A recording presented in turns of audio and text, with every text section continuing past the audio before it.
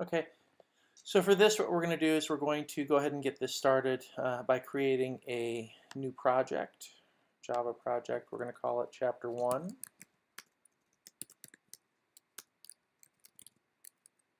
Okay.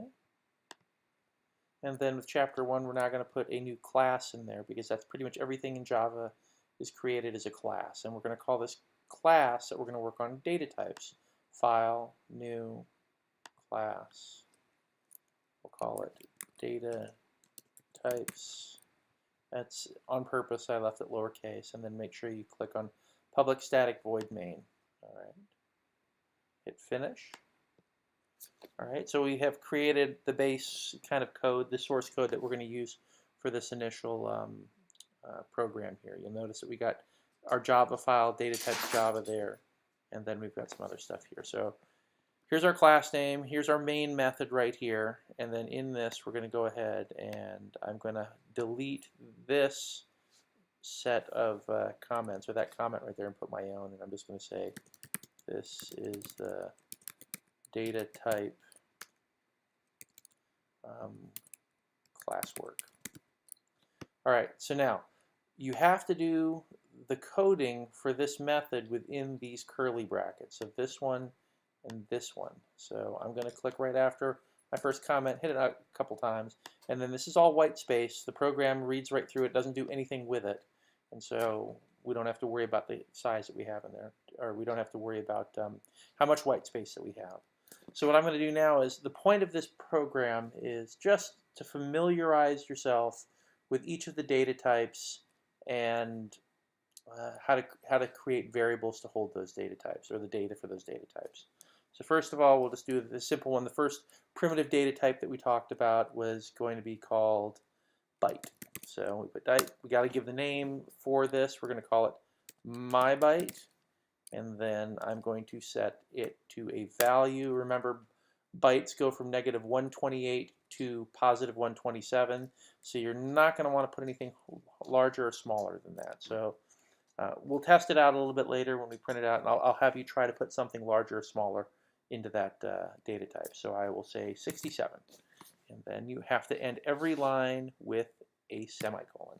Okay, so you'll see that right now we don't have any of the yellow squiggly lines, so we don't have any syntax errors right here. What we do have is this little yellow kind of light bulb up here, and what it's telling us is that we haven't used this anywhere. So it's kind of confused why we created this variable and we're not using it. Well, we will use it eventually, but right now we don't have any use for it. So we'll come on down in here, and I'll hit enter a couple more times, and you will type in, just like you did with your poems and everything else and the hello world, system.out.println, open parentheses, and now you don't have to, you can put in quotes now, the value of my byte,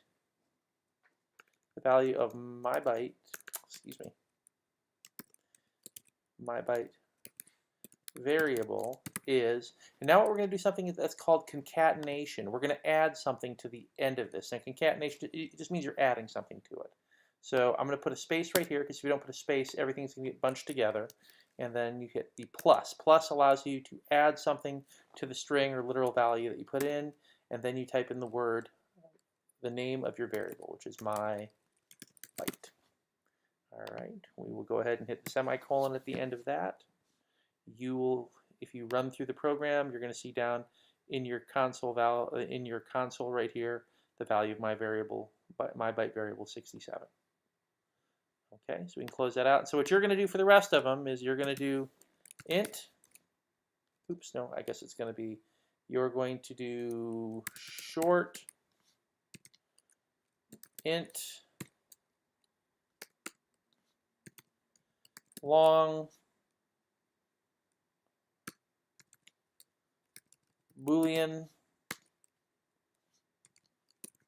float double,